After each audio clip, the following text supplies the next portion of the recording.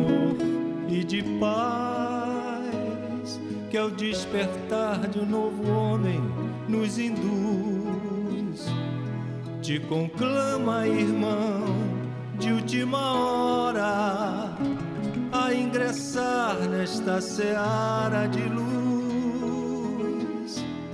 Te conclama, irmão, de última hora, é agora, a ser mais um dos trabalhadores de Jesus.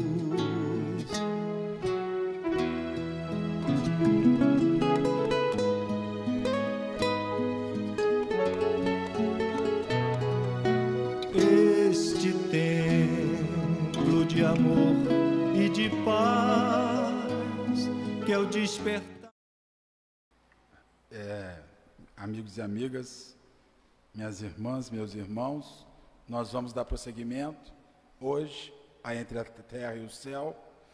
Nós já passamos do meio da obra. Hoje nós vamos ver os capítulos 25 a 28, são 4 capítulos.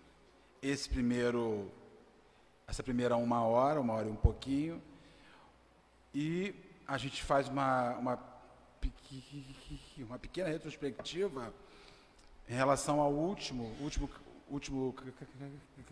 capítulo, 24, aonde a Odila, ela vai ser hospitalizada, vai encontrar o Amaro e vai ter uma reconciliação com aquele companheiro e oferecer a si mesma e aquela família o ensejo da libertação, da chance daqueles que seguem vivos, seguem encarnados, seguirem os seus percursos, né, na reencarnação. Então, hoje, nós vamos ver os capítulos 25 a 28, onde a gente vai... Se funcionar assim, né? Dá um plex aí, Marcelo.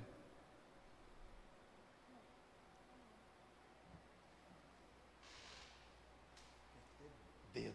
Meu Deus.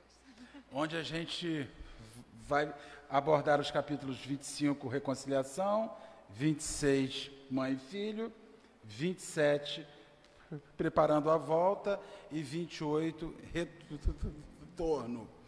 Ali, uma das coisas que a gente vai observar e que fica muito nítido em longas obsessões é que mesmo que o obsessor se desvincule, mesmo que o obsessor ele permita uma oxigenação psíquica do indivíduo obsidiado, é habitual, é comum que em longos períodos obsessivos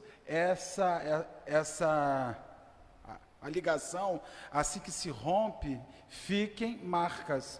E o obsidiado leva um período até conseguir retomar o vigor, a alegria em viver, a alegria em retomar a vida, né? Então, particularmente, essa é uma nuance que a gente pôde observar. Nem sempre ver-se livre de um obsessor significará ver-se livre daquelas angústias, porque são marcas psíquicas, marcas no perispírito que vão ficar, que vão permanecer e vão gerar uma lesão que muitas vezes perdurará por longos períodos até que aquilo se desfaça. E o obsidiado, ele tem a possibilidade de retomar a vida, de retomar os seus hábitos habituais. A gente vê ali uma família que foi forjada em cima de espíritos que tiveram vínculos em outras vidas, e vínculos esses fundamentados, ligados em questões sensuais, em questões ligadas à traição, em questões ligadas à fragilidade afetiva, né? As relações afetivas naquela época, e a gente ainda vê isso ainda hoje, elas não são sólidas, elas se rompem com uma facilidade enorme. Você tem um olhar sensual que te é direcionado, você já vê indivíduos cedendo a ele, se oferecendo a ele, e então isso vai desencadear, isso vai gerar todo um vínculo que a gente não sabe onde vai acabar. É por essas e outras que a gente reafirma uma fala de Jesus ao dizer-nos: vigia e ora. Uma fala que nós temos que repetir como um mantra. Eu repito isso, erro nela o dia inteiro, fracasso nela o dia inteiro, mas ela não me abandona. Vigie e ore, porque se você não vigiar, você cederá, e em cedendo naquilo, nós não sabemos o fim. Ninguém é gerente da sua vida no que se refere ao outro. Você pode gerenciar, ter a sensação de que gerencia a sua própria existência, mas quando isso vai refletir no outro, você nunca sabe onde isso vai acabar, né? Não dá para nós observarmos. E ali nós vamos ver a reunião que teve entre Amaro e Odila, onde eles vão buscar o refazimento e vão fazer a busca pela reconstituição familiar. Odila vai sugerir, vai pedir a Amaro que faça essa reconstrução. O lar que havia se desfeito, a casa que estava se desfeita, onde ela era uma das responsáveis por uma invigilância, uma fragilidade de Zulmira, o lar estava se desorganizando, e ali precisava-se que aquilo fosse refeito. Amaro registra o convite de Odila mentalmente e retoma seu amor a Zulmira. Este sentimento renovado é fato decisivo para todos.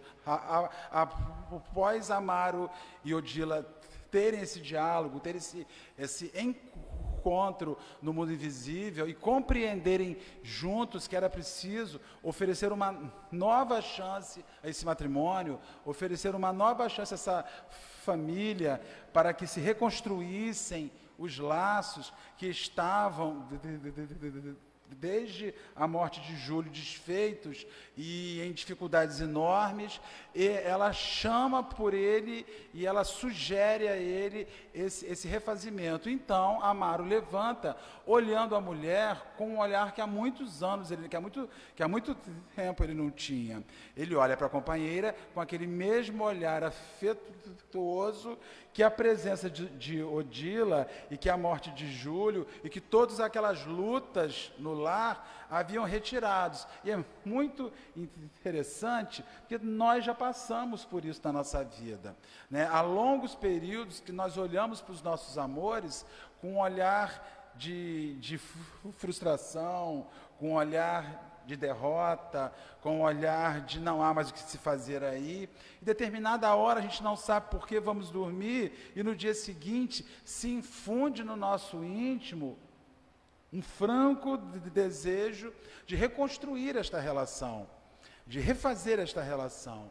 E aí fica, que o mundo invisível nos oferece, uma resposta de como é possível, num diálogo fraterno, na erraticidade, nós conseguirmos, com o peito aberto e com o desejo sincero de refazimento, né, a gente retomar e reconstruir as nossas relações. Então, clique aí, Marcelo. Odila treme ao ver a felicidade de Amaro. Lê para mim, Ney. Odila treme ao ver a felicidade de Amaro e percebeu não podia sentir ainda a plena isenção de ciúme, mas aceita o ideal de sublimação porque não queria perder a oportunidade de reajuste. Ela diz para o Amaro: recomeça, refaz, vamos lá, é o seu lar, vamos nos reajustar. Mas quando Amaro chega junto de Zulmira e vai começar a refazer os laços de marido e mulher, de cônjuge, Odila toma aquele choque. Não, ele tem que fazer isso, mas eu vou ter que ver, mas eu acho que acredito que seja mais ou menos uma coisa assim. Amaro, eu compreendi o esforço que lhe reclamava. Lê, amor. Compreendi o esforço que lhe reclamava o coração feminino e, mais uma vez, reconheci que a morte do corpo não exonera o espírito da obrigação de renovar-se. E ali vamos refazer a nossa vida, vamos nos reconstruir, vamos organizar de novo a casa da gente. Zumira não acredita, porque ela olha aquilo, ela observa aquilo, e era o que ela ansiava, era o que ela queria, é uma chance de refazer isso, mas já guardava em si. Isso é muito importante a gente ressaltar. Às vezes nós vamos reconstruir algo, nós queremos reconstruir algo, mas não resolvemos elementos que estão dificultando essa reconstrução. É muito difícil reconstruir um matrimônio na medida em que você tem uma das partes daquele matrimônio indiretamente envolvidas com a morte de um deles, de um filho, e levando em si a culpa. É preciso resolver determinados elementos para que posteriormente venha a reconstrução. É por isso que muitas relações se esforçam em se reconstruir e não se resolve, porque você reconstrói com máculas. É como se você botasse um remendo novo numa roupa velha. E é preciso que você olhe o que existe ali e busque isso. Então, a ideia era, vamos refazer, vamos fazer com que isso funcione. Percebendo-lhe a queda de forças, Clara diz: todo bem que fizeres a Zulmira redundará em favor de ti mesma. Ajuda-te. A vontade, a procura do bem, realiza milagres em nós mesmos. O sacrifício é o preço da verdadeira felicidade. Pode falar.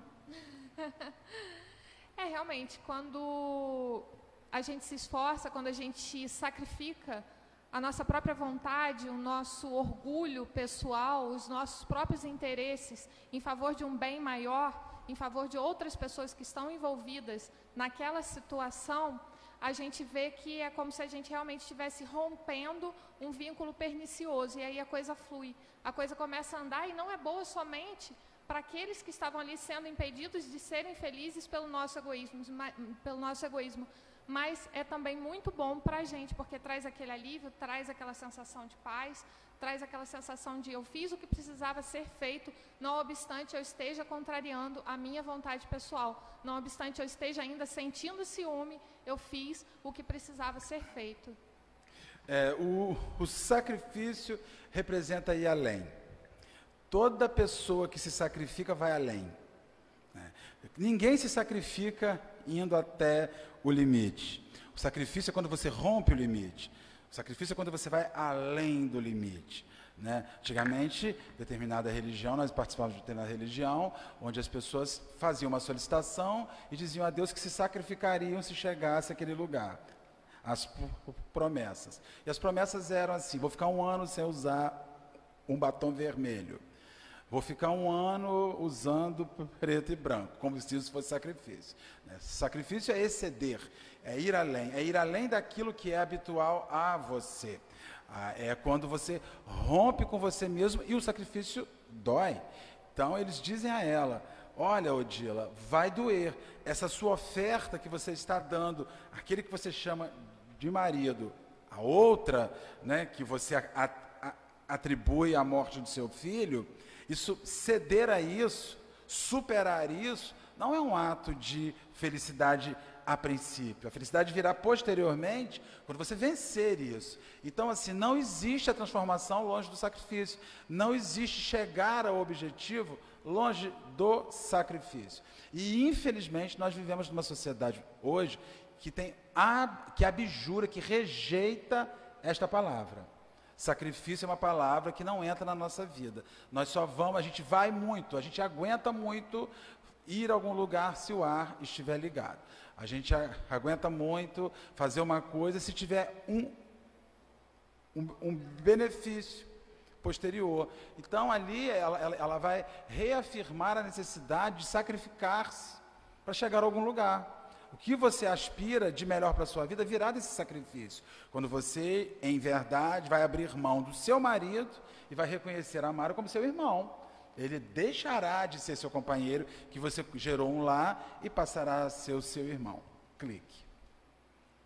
Odila vai ao quarto da filha, que dorme, e em desdobramento, Evelina vem ao seu encontro, envolvendo-a num abraço. Olha só, não só Odila busca Amaro e sugere a ele reconstruir esse matrimônio, como ela busca Evelina e pede à filha que olhe para a madrasta como uma mãezinha. Pede à filha, haja sacrifício, né, gente? Pelo amor de Deus, né? Haja sacrifício. Mas é isso que faz a melhora do ser. É isso que faz. Olha, quando a gente leu, nas narrativas que são feitas de Chico, muito garotinho, com 5 anos, 6 anos, órfão, e sofrendo nas mãos da madrinha, que impunha-lhe loucuras, ele muito menininho, ele sempre, em determinada hora, já menininho com 6, 7 aninhos, ele chorava, pedindo a Deus que isso mudasse. E a mãe dele, Maria João de Deus, já um espírito de envergadura bastante razoável, surgia a ele e dizia: meu filho, não desista, Deus está mandando o anjo bom que vai reuni-los. Um anjo bom vai chegar. E ela falava da segunda mulher do seu marido, a quem ela se referia, a dona Cidália, como o anjo bom. Então, assim, você vê o que é um espírito lúcido, né? A minha vida já passou, mas João ficou aí com 9 filhos, e a gente precisa reconstruir essa família. Então, um anjo bom vai reuni-los. Olha que visão, que perspectiva de um espírito de evolução e raciocínio, né, que a mãe do Chico já tinha. Morreu muito nova, deixou 9 meninos, 9 filhos, e depois o seu João se casa e teve mais 6. Então eram 15 meninos dentro de casa, numa família daquelas bem mineira, né, enormes, assim. Então é possível, sim, que se liberte posterior à morte. Isso seria um grande exercício para nós fazermos. Libertação em vida dos nossos pares. Sabe? É um processo de libertação em vida dos nossos pares. Quando acabar o decesso físico, restará o afeto que nos une, mas nós seguiremos em outra qualidade de relação, né? A gente já viu mulheres e homens que falam assim: quando eu morrer você não arruma outro, não, que eu não vou suportar. Aí dele se arrumar, vai ganhar um capeta na vida dele, severo, que haja desobsessão para libertação. Então são coisas que nós temos que resolver. Esse livro, ele fala sobre determinados elementos que ressaltam a nossa natureza, né? Como é que nós temos as nossas relações? Como é que é a relação com os nossos pares, a quantas anda? É uma relação feliz, mas livre, não livre para que a gente seja promíscuo, mas livre para que a gente possa entender que se o decesso físico, se algo acontecer, que nós não possamos estar mais juntos no mesmo plano, nós vamos dar ao outro o direito de seguir a vida, nós vamos dar ao outro o direito de sermos felizes, de ser feliz. Isso é uma questão muito séria. A gente fala: oh meu Deus, Odila, Zumiró. Será que a gente não há uma Odila dormindo dentro da gente? Não sei. Era bom não esperar a morte chegar para a gente saber. Era bom a gente começar a resolver isso antes. Clica. Minha filha, ajuda-nos, ou então nossa casa desaparecerá. Tenho orado, tenho pedido ao seu coração que nos auxilie. Ali se formata o diálogo entre Odila e Evelina, onde a mãe vai fazer essa solicitação, que a filha ajudasse, que botasse uma flor, que descobrisse onde ficava a vassoura, que passasse uma vassoura na casa, que fizesse. Ela fala sobre esses elementos práticos, esses elementos humanos, ajude-a, não sejam sobrecarga sobre ela. A família é sem recursos, ela precisa de pessoas que favoreçam o lar. Não seja para ela, forre uma mesa, faça um café, ajude-a numa refeição. Isso alivia as relações humanas, né? Nós vivemos em relações humanas, em famílias, que há uma sobrecarga excessiva em cima de uma parte. E isso, até determinado instante, muitas vezes favorece de forma ruim ao desmantelamento do lar. Porque a pessoa, a determinada hora, se pergunta quem ela é naquela relação. Uma companheira, um companheiro, ou um provedor, ou um mantenedor, ou um zelador daquele lar, né? Achava-me surda. Sinto, porém, que minha alma desperta hoje. Não ouvides a prece, querida. Jesus terá recebido teus rogos, mas a súplica que não age pode ser uma flor sem perfume. Nos compete algo fazer para restaurar nossa casa. Faze-te melhor para ela. Isso é a consideração. Volte-se para ela, chegue junto, ajude-a, fortaleça nesse momento. Não te detenhas tão somente nas boas intenções. Movimenta-te no trabalho encorajador da harmonia. Aproveita a oportunidade e faz o melhor. Vai lá. Induzida pela influência materna, Evelina oferece a Zulmira o café da manhã e relata o sonho que tivera com a mãe. Tenho a impressão de que um anjo penetrou nossa casa. Tudo hoje amanheceu contentamento e bom ânimo. Odila deve ser o nosso gênio protetor. No momento em que Odila inverte a ação doméstica, ela passa a ser encarada como o gênio protetor, como aquele elemento, e efetivamente é o que ela está fazendo. Ela está ajudando a reorganizar algo com pessoas que tinham uma ligação fluídica a ela, porque ao falar com a Evelina, ao falar com Amaro, ela fala com pessoas que têm este elemento, né? Aquele testemunho de gratidão partido da mulher considerada inimiga tocou a Odila, que começou a chorar. Venceste, compreendeste o santo dever do amor. Vai lá. Em verdade, quando o amor sublime penetra em nosso coração, a luz do Senhor passa a reger os passos de nossa vida. Abençoarás para sempre este maravilhoso dia de renúncia e doação. Perdeste peso espiritual, habilitando-te à elevação de nível. Deste amor puro e este não te faltará. Hoje mesmo estarás ao lado de teu Júlio. Ela precisava se aliviar daquilo que ela carregava dentro dela para conseguir ter acesso ao local que Júlio estava. Quando ela fala em perda de peso espiritual, né, quando os espíritos estão falando para ela em termos de peso espiritual, estão falando para ela de todos aqueles elementos que fazem com que a gente se mantenha agarrado ao centro das nossas angústias, das nossas infelicitações, dos nossos rancores, das nossas mágoas. Quando você tira isso, você fica mais leve. E há uma sensação que o espírito sente encarnado, o eu espírito encarnado, quando se liberta disso, fica mais leve. Imagine a sensação que um desencarnado, que não tem mais a demanda do corpo. Imagine. O pum. É imediato. É uma sensação que refletirá de forma imediata. Todos vão até a residência de Blandina, onde Odila precipitou-se sobre o menino enfermo. Meu filho Júlio. E aí eles vão sair, vão passar uma noite ainda na residência. Todos os espíritos que estavam em desdobramento voltam e posteriormente, o dia seguinte, eles vão alçar até o lar da bênção para que, enfim, Odila pudesse reencontrar o filho que, desde que ela havia desencarnado, ela não o havia visto ainda. Ela não tinha tido um contato com este filho desencarnado. E eu fico imaginando a angústia materna, né? Porque a gente sabe das angústias, que os indivíduos têm em relação aos seus filhos, e essas angústias não mudam na erradicidade.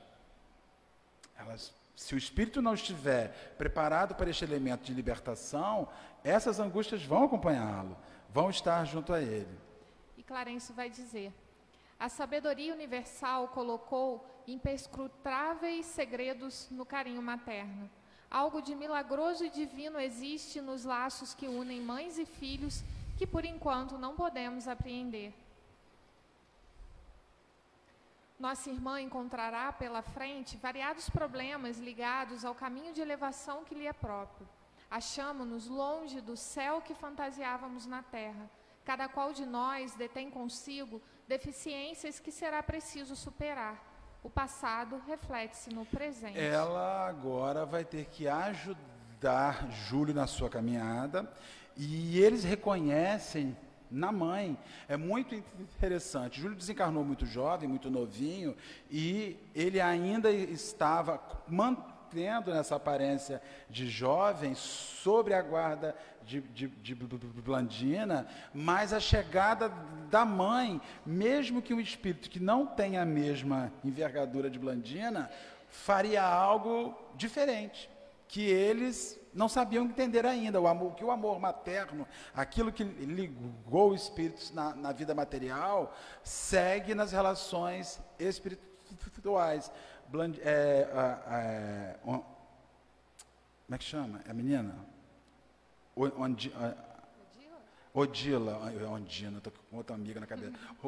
Odila, ela vai ser uma grande responsável pelo auxílio de Júlio no plano da sua encarnação, da sua reencarnação. Júlio de súbito acorda. Mãe, gritou, e completamente modificado, contava-lhe quanto lhe doía a garganta, mostrando-lhe a glote extensamente ferida. Ele mantinha as marcas psíquicas do seu suicídio, da sua tentativa de suicídio com veneno, deixou-lhe uma lesão muito grave. Essa lesão continuava no mundo espiritual e ele sofria sobremaneira com essas marcas. E Odila olha aquilo e se choca. Isso é outro elemento, uma mãe ver um filho sofrendo, ainda que seja desencarnado, e ela vai observar que mesmo sem a ausência de um corpo físico, essa é a pergunta que ela faz, mas veja, ele não tem mais um corpo. Por que fica essa lesão? De que forma fica essa lesão? Ela não tinha consciência do suicídio do filho, da tentativa de suicídio na última encarnação. Ela não tinha essa consciência, essa informação não lhe havia sido dada ainda. Aflige-me encontrá-lo assim. Não posso entender a razão de uma úlcera tão grande sem o corpo de carne. Não tenho bases para entender de uma só vez tudo quanto vejo, mesmo porque também eu andava louca, incapaz de raciocinar. Essa retomada cria um baratinamento. Não vai ser fácil essa retomada quando nós desencarnarmos. Até nós conseguimos alinhar o mundo novo, as experiências novas com as velhas experiências. São elementos muito sérios. E ali, por que o meu filho, que já não tem mais um corpo físico, leva em si ainda uma úlcera que eu sei que na qualidade de espíritos que somos, não precisaria mais estar aí? Né? É uma pergunta, uma dúvida.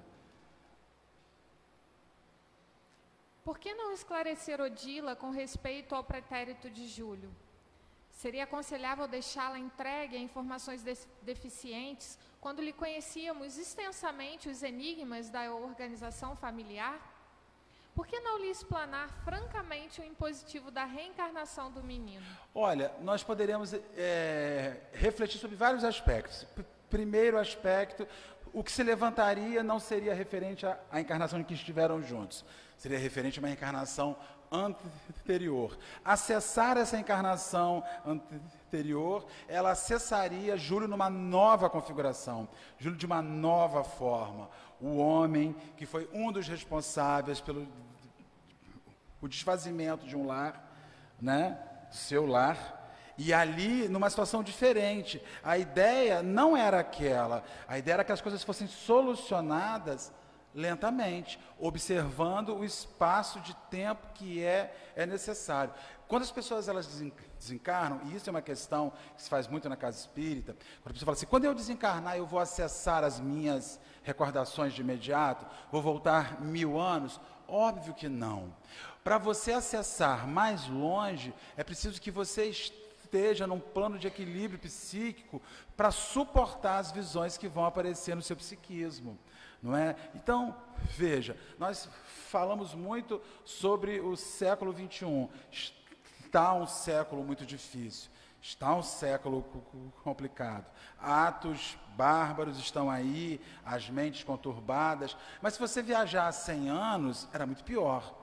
Se você viajar há 200 anos, era pior ainda, porque a legislação, que a perspectiva humana, porque as visões, porque a força, principalmente quando se fala muito hoje, se fala muito sobre as questões ideológicas, educativas, fala-se muito em relação às igrejas, a força que as igrejas têm em educação.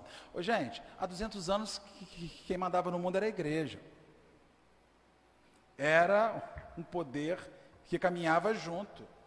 Era um poder que andava junto. Hoje não funciona mais. Qualquer pessoa aqui que tenha vivido numa cidade pequena, há 50 anos atrás, sabe que as pessoas mais importantes da cidade eram o padre, o delegado, o juiz e o gerente do Banco do Brasil. Que todo mundo queria ser. Era o padre, o delegado, o juiz e o gerente do Banco do Brasil. Que era o que tinha há 50 anos atrás. Então, era isso. Hoje isso acabou. Você não sabe nem quem é o juiz da sua comarca, só quem trabalha no fórum. E mesmo assim não conhece todos. E você não sabe mais quem é o juiz da sua comarca, você não sabe mais quem é o sacerdote, você não sabe mais quem é o delegado, quem é o titular, quem é o substituto, que já mudou, se é homem, se é mulher, a gente não sabe. Então, veja como a sociedade mudou, como a sociedade tirou de centro, descentralizou esses poderes, essas importâncias.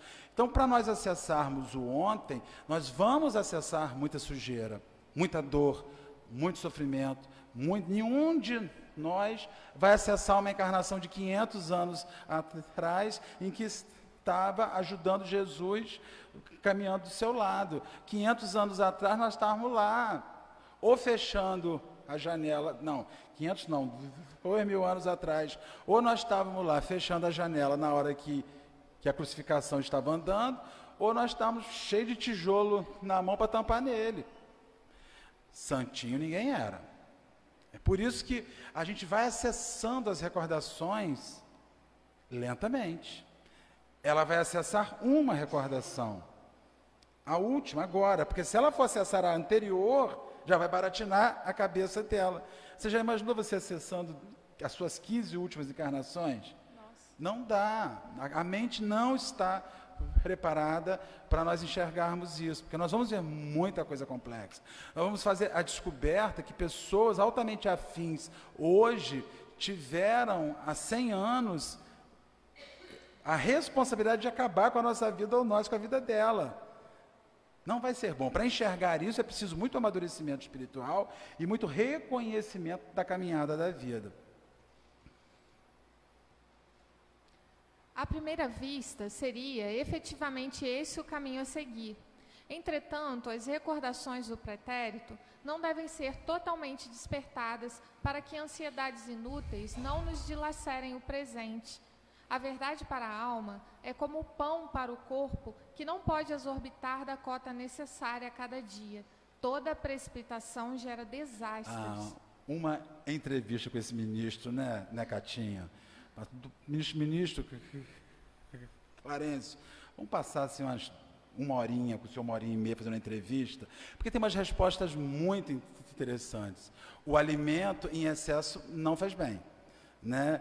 Todo mundo precisa de alimento para viver, mas se vier em excesso vai gerar mal, né? E temos que aguardar os momentos. O mundo invisível evoluído não tem urgência, não tem pressa em resolver as coisas, porque ele sabe que as coisas só serão resolvidas efetivamente se forem resolvidas de verdade.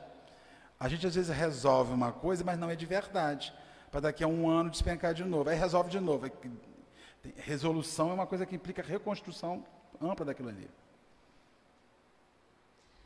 Se movêssemos as decisões, Odila observar-se-ia anulada em sua capacidade de agir, ao passo que, confiando a ela as deliberações que o caso reclama, adquirirá novo interesse para auxiliar Zulmira, de vez que a segunda esposa de Amaro substituí-la na condição de mãe, oferecendo novo corpo ao filhinho. Zulmira iria receber Júlio como filho. E Odila precisava olhar aquela configuração. Se Odila olhasse a configuração anterior, dificilmente ela conseguiria olhar com os mesmos olhos de uma mãe que está ajudando um filho a renascer. É esse o objetivo. Ela está ajudando na reconstrução daquela família. Então não dá para nós mexermos muito nisso, porque senão surgirá uma nova perspectiva, um novo ângulo que não é bom e que não favorecerá em nada. Odila estava preocupada porque medicamentos e passes magnéticos não surtiam efeito. Procurou Clara, que a envia a Clarencio. Jamais supusera a existência de tantas enfermidades após a morte, que fizeram o menino no pretérito para receber semelhante punição. Já começa a dúvida, por que isso está acontecendo? Porque ela já estava habituada, naquele lugar, no lar da bênção, a ver muitas crianças que levavam em si marcas, a ver espíritos que tinham em si marcas, e era estranho. O que essas pessoas fizeram para receber isso? O que aconteceu para eles para que isso pudesse estar ali, né? Era a pergunta que ela queria e que tivesse a resposta. Vamos lá. Tentaram obter esclarecimentos de vários amigos, e todos repetiam sempre que os compromissos morais adquiridos conscientemente na carne, somente na carne deveriam ser resolvidos. E por isso mesmo, a reencarnação para Júlio era o único caminho a seguir no caminho da própria recuperação. Eles não abrem, veja, a verdade, ainda que seja algo que precisa ser falado, ela precisa ter a medida, né? Então o Júlio já vinha de uma tentativa de suicídio envenenado, depois posteriormente fecha esse suicídio afogado, e este envenenamento deixa a lesão, até porque ele já tinha tido uma outra encarnação, onde ele havia também ceifado a vida, já era a segunda vez que ele tentava suicídio, já havia experimentado isso noutra vida, reencarna como o Júlio, o responsável por aquele triângulo amoroso, e ali ele vai repetir o ato. Naquela primeira morte, por suicídio, a primeira, não a segunda, ele já havia vagado um período grande em zonas umbralinas, em zonas difíceis. E ele volta e repete outra vez o ato, né? Então, haviam elementos na alma daquele indivíduo que julgavam que a forma mais rápida de resolver as suas questões, os seus problemas, era o suicídio. Era finalizando algo para posteriormente vir a recomeçar. Nosso Júlio não é uma criatura comum. Por isto, não seria justo renascer no mundo a esmo. Analisemos o quadro de tuas relações afetivas. Tens grande plantio de amizades puras na Terra? Aí inicia-se outro elemento. O Júlio precisaria reencarnar e ele vai dizer, olha, o Júlio, existem afetos na Terra. Há indivíduos que nutrem afeto por Júlio na Terra. Há uma família, há uma irmã, há um pai, há madrasta, que segue altamente arrependida. Esses 3 espíritos reencarnados ofereciam um nível de afetividade enorme para que esse espírito retornasse. Porque ele diz, há espíritos que não guardam muitos afetos na Terra e que são quase reencarnados sem outras opções.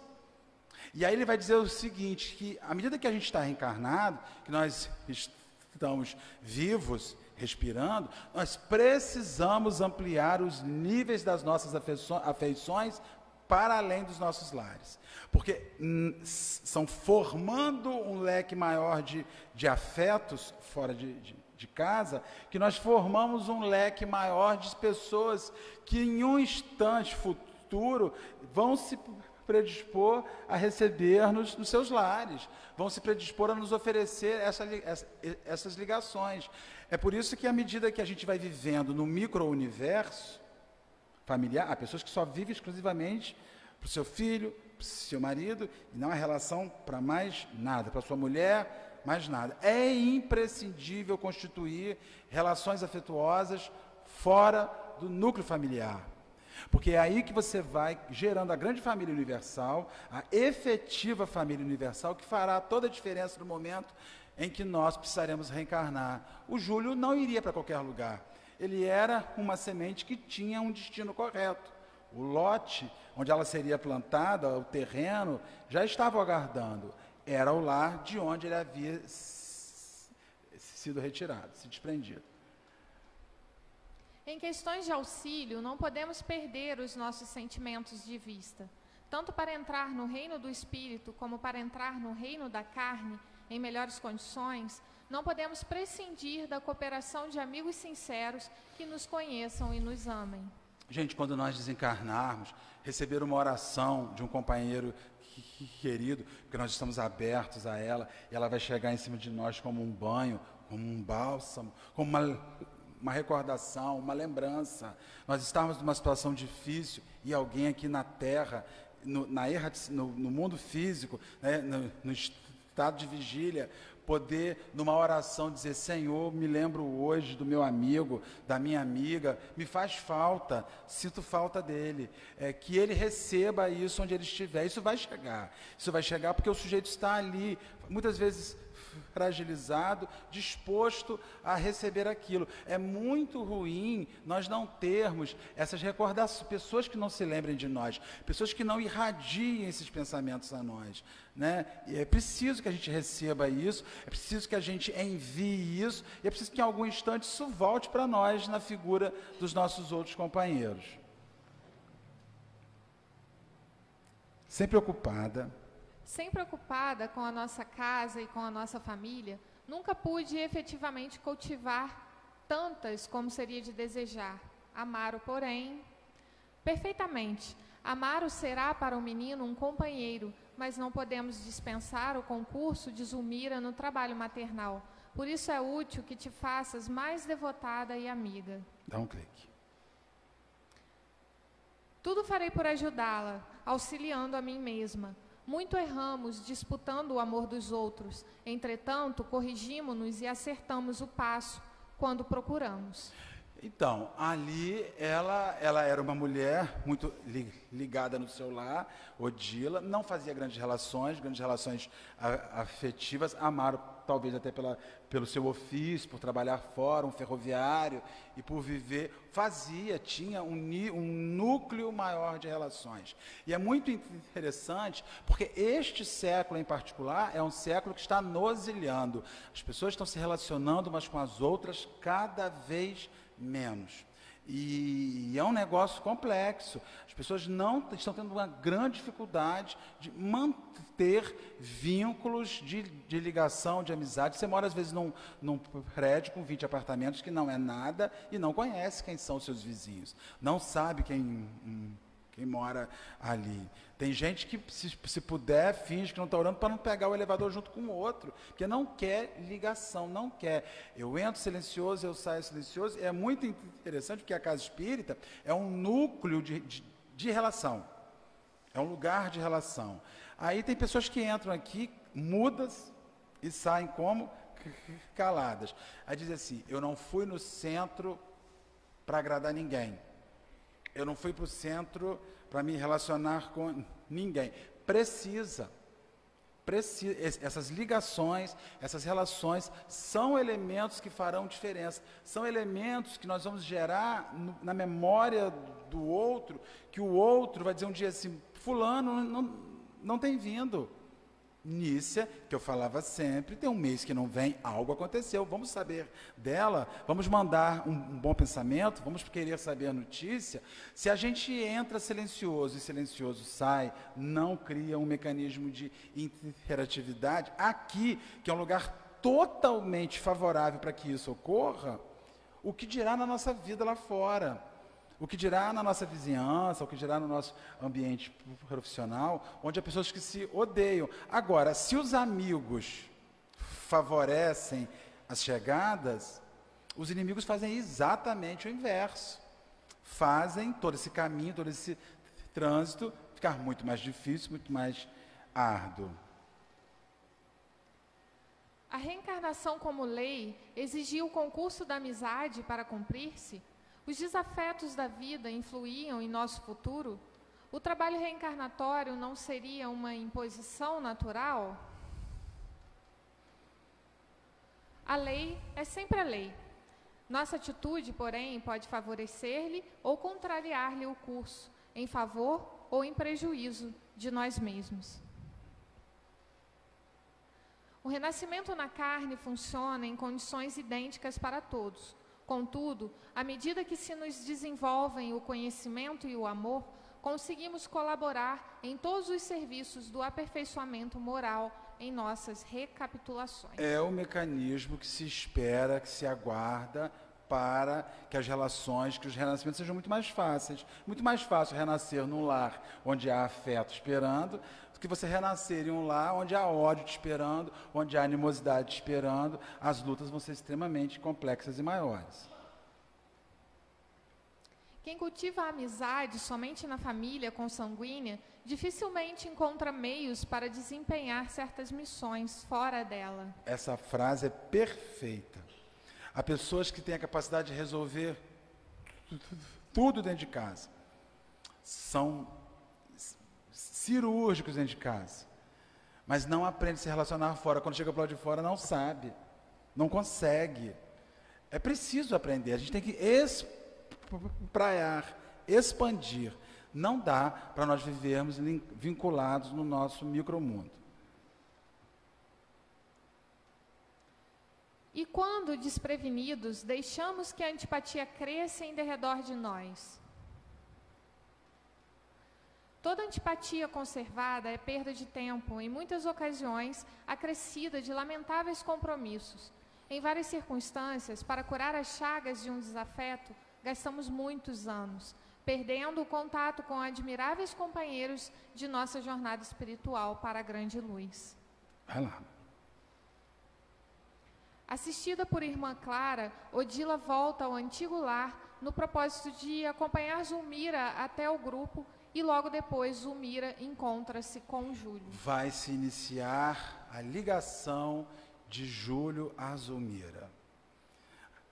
Agora Odila já estava ciente que aquele era o melhor caminho, porque na verdade ela, ao reencontrar Júlio lá no lar da bênção, ela é incumbida de prestar os socorros maternos a ele, os fluidos, as energias, aplicar-lhe os passes e os medicamentos que eram utilizados ali, e não havia melhora. Ela observa Júlio cerca de um mês, e cerca de um mês que ela fica junto, essas 4 semanas juntos a Júlio, ela não observa as mudanças, e aí ela busca ao ministro e fala: Senhor, ele tem que voltar.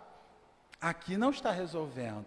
É aquele elemento. As marcas que iniciam-se aqui, elas são resolvidas aqui. Ele terá que voltar para sanar aquela ferida que não cicatriza, aquela ferida que não fecha, fruto do seu equívoco no suicídio na última reencarnação. Então, é ela quem vai solicitar, é ela quem vai propor a reencarnação do filho. Ela que vai desencadear todo esse mecanismo. Estava nas mãos dela aquilo para que aquilo não fosse mais um problema. Na convivência com o filho, uma mãe que efetivamente ama de verdade, ela começa a identificar qual é o melhor elemento para o filho. Enquanto aquele filho que estava ao seu lado, no mundo invisível, não ficava melhor, a opção de saúde para ele, de melhora, era a reencarnação. É feita a solicitação, eles marcam uma viagem à Terra, ao lar de Zulmira e Amaro e de Evelina, e vão estar ali levando o Júlio para promover esta aproximação entre Zulmira e Júlio. É verdadeiramente Júlio, confirmou Odila. Para ele te rogamos socorro. Nosso pequeno precisa renascer. Zulmira, poderás auxiliá-lo oferecendo-lhe o regaço de mãe? Bem, ela já vai ter um susto enorme, porque o seu casamento ele iniciou o desfazimento quando ela é negligente com o menino na praia que o leva à morte. Então agora ela vai ter que reconstruir, ela vai ter que refazer aquilo ali. Então ela toma um susto ao ver o menino. E mais ainda se assusta em saber que a proposta é: você que o rejeitou enquanto filho meu e de Amaro, o receberá como filho de vocês. É muito legal esses meandros da reencarnação, né? Como as coisas vão fazendo ajustes, vão fazendo um sentido que a nossa mente muitas vezes não acompanha, não enxerga, mas que ressaltam estes elementos que nós não conseguimos muitas vezes identificar. Eu vejo a família da gente, quem tem uma família um bocadinho maior, consegue perceber as nuances de casa, né? As nuances entre os filhos, as nuances entre noras, entre genros, entre sogros, entre sogras, entre marido e mulher, percebe a nuance dos primos mais próximos, dos primos que não são tão próximos, dos primos que você nem sabe onde eles estão, fazendo-nos ver que a consanguinidade não funciona muito bem assim, né? Então a gente vê como é possível nós olharmos para as mesmas pessoas que carregam geneticamente a semelhança fisiológica à nossa, mas que em espírito as relações são completamente diferentes uns com os outros, né? Há filhos que você fala assim: por favor, você pode fazer isso assim? Aí ele: perfeitamente, mamãe. Há outros que você fala assim: eu vou esfregar a sua cara na parede se você não for lá. Ele fala para você e fala assim: duvido. Ainda responde assim: é a mesma educação, o mesmo Alex Novelino, entendeu? O mesmo curso, a mesma aula, a mesma coisa toda. Por quê? Porque são as nuances espirituais daqueles seres que estão ali. Um veio para ajudar a gente a botar a ordem naquela confusão. O outro veio fazer confusão. Isso é o elemento espírita que tem na casa. E a doutrina espírita nos dá isso. Nós conseguimos enxergar. E o mais louco é você conseguir enxergar essas nuances, essas diferenças nos reencarnados que estão juntos de nós, mas nutrirmos, ainda que seja amor para essas pessoas. Nutrirmos um sentimento de amor. Podemos não ter uma intimidade, uma aproximação mais íntima de alma para alma, mas a gente ama. Porque, na verdade, o lar está constituído assim, como objeto de refazimento. Então, Júlio voltaria por aquela mulher que havia sido bem negligente em relação à vida dele. Morreu, ele precisaria desencarnar, mas voltaria ali. Vamos lá. É interessante como que as leis divinas, elas funcionam sempre para trazer o refazimento. Ou seja, a providência divina vai entregar ali o Júlio novamente nas mãos da Zulmira, como uma chance também de ela poder se refazer, ou seja, dela doar para ele aquele afeto, aquele amor que ele necessitava e que ela não fez outrora. Afagou o pequeno e disse: estou pronta, devo a Júlio cuidados que lhe neguei. Sinto que assim nunca mais serei assaltada pelo remorso de não haver feito por ele quanto me competia.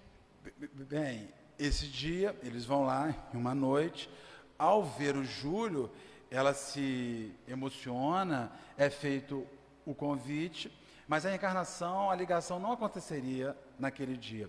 Eles voltariam na noite seguinte, com uma equipe, tem umas 5 pessoas ali, Blandina, Clara, Hilário, André Luiz, Clarencio, Odila, a cabeçada toda reunida para fomentar o o processo de reencarnação, porque são todos aqueles espíritos envolvidos. Ali se ensejaria o recomeço e a possibilidade de reajuste. Gente, a gente fala muito no Centro Espírita sobre reencarnação. Eu gostaria só de fazer uma vírgula. Nós não avaliamos ainda o que representa esta encarnação para nós. A gente ainda se serve dela de forma muito barata, muito baratinha. Muito a vida é minha, eu faço o que eu quiser. Eu não sei, porque foi justamente nessa perspectiva de que eu faço o que eu quiser na minha vida, que eu venho me endividando nas outras encarnações, que eu venho gerando esses processos. Então, o zelo reencarnatório é muito importante. E quando eu falo isso para os companheiros, eu estou ouvindo isso. Estou ouvindo isso na minha cabeça, estou ouvindo a necessidade que existe em mim, como existe em nós, em reconhecer este caminho. Não é fácil. Todos os dias você tropeça, todos os dias você dá com a cara na parede. Há dias que a gente entra numa lama psíquica que nos dá aquela sensação inversa a que Odilo experimentou. Enquanto Odilo experimentou ficar mais leve, a gente se sente mais adensado, mais pesado, como se estivesse chafurdado em algum lugar. É por isso que nós não podemos desistir, porque isso vai passar, as nossas lutas vão passar, os nossos combates interiores vão passar, os nossos fracassos vão passar, em algum momento vão passar. Então você não pode desistir, vai afundar, vai lá embaixo, vai respirar mal, vai ter nojo de si muitas vezes, vai ter aversão a si muitas vezes, vai ter um choque consigo mesmo entre aquilo que você lê, que você estuda, e o que você pensa e o que você vive. Mas o mais importante, nunca permita que um espírito obsessor te jogue isso na cara. Nunca permita. Porque o mundo invisível bom, ele não está jogando na cara da gente os nossos males. O mundo invisível bom, ele está nos esperando a gente dizer, eu estou cansado, podemos sair, sabe? Então assim, não desanimem, não desanimemos. Às vezes a gente sabe que as pessoas vêm para a casa espírita e se lutam consigo próprio, lutam com o seu monstro interior, lutam com o seu bicho interior. Eu tenho os meus bichos, todo mundo aqui acredito que tem os seus bichos. É bem verdade que uns têm uns hamsters, outros têm uns elefantes interiores, mas são as nossas lutas. E tem determinada hora que o bicho começa a crescer e ele vai ficando do nosso tamanho, às vezes maior do que nós.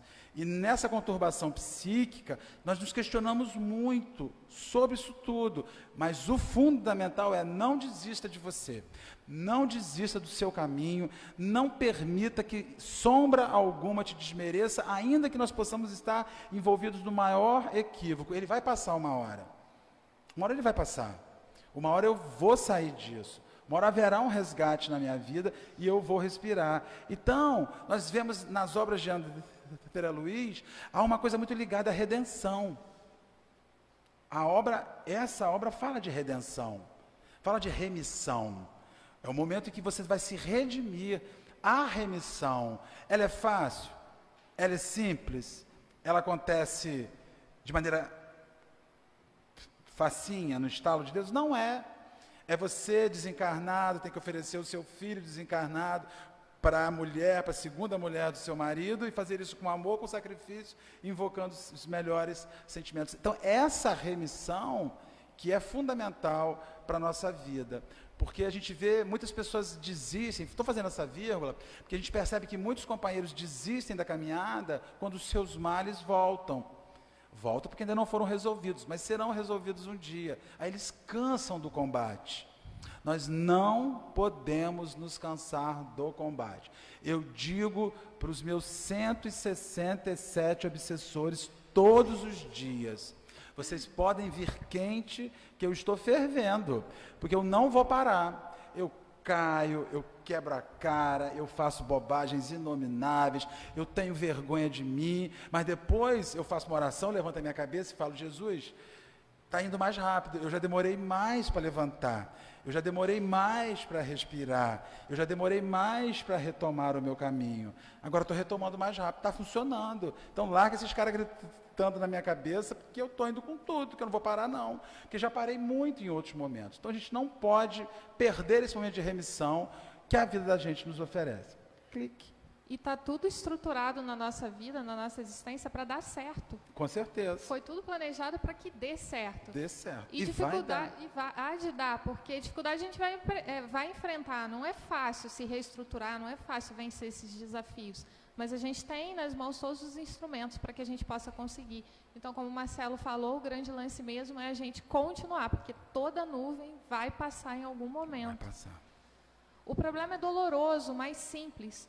Júlio sofrerá o aflitivo desejo de permanecer na terra com o empréstimo do corpo físico a prazo longo, mas... Bem, haveria uma coisa, Júlio reencarnaria, mas não viveria muito.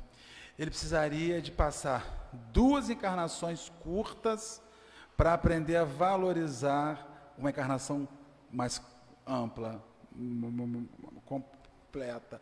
Porque o suicídio, em determinado aspecto, se transforma num vício. É como, alguns espíritos dizem, que é como se tivesse uma marca perispiritual, que você vai vivendo. Em determinada época, aquela marca se ativa, que estava escondida, a bombinha relógio se ativa e volta na sua cabeça as ideias. E você começa a fomentar aquelas ideias. Então... há casos, por exemplo, Ivone Pereira teve, se não me engano, 9 ou 10 suicídios consecutivos, né? Dizem para ela no final, ou você para, ou nós não vamos conseguir. Chico Xavier, numa ocasião, faz uma narrativa de um caso de um jovem que reencarnou cego, surdo e mudo. Ele não tinha os sentidos de localização de fora, né?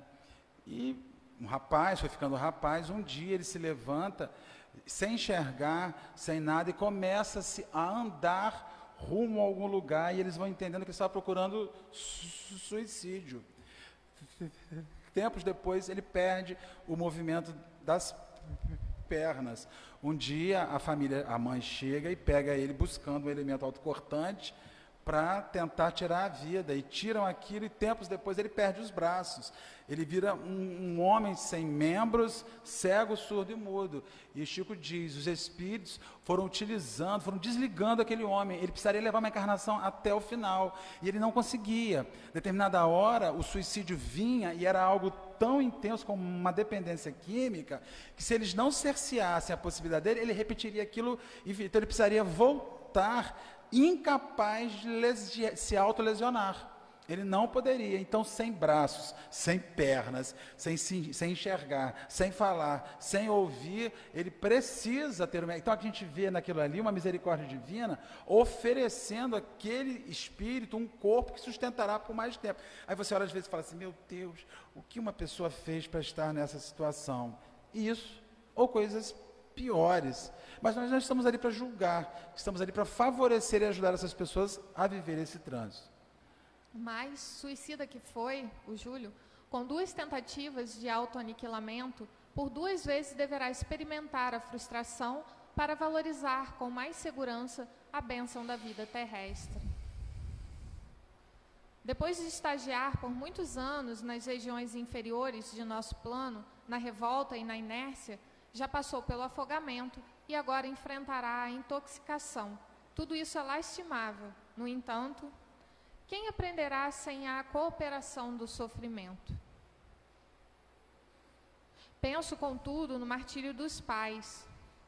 Com o desequilíbrio emocional de Amaro e Zulmira, Armando e Lina no passado, no pretérito, Júlio arrojou-se a compromissos morais e, na atualidade, reabilitar-se-á com a cooperação deles.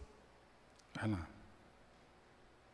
Ontem, o casal, por esquecê-lo, inclinou-o à queda. Hoje, por amá-lo, garantir-lhe-á o soerguimento. O reequilíbrio da alma no ambiente que lhe é familiar no mundo constitui base firme para o êxito da reencarnação. tudo organizado para o Júlio chegar. Zulmira, em espírito, estendeu os braços, radiante de alegria, e recebeu Júlio, aconchegando-o ao próprio peito, e pareceu-me vitoriosa. Que bacana, né? Está todo mundo reunido ali, ela se desdobrada, ela vai receber aquele espírito, né?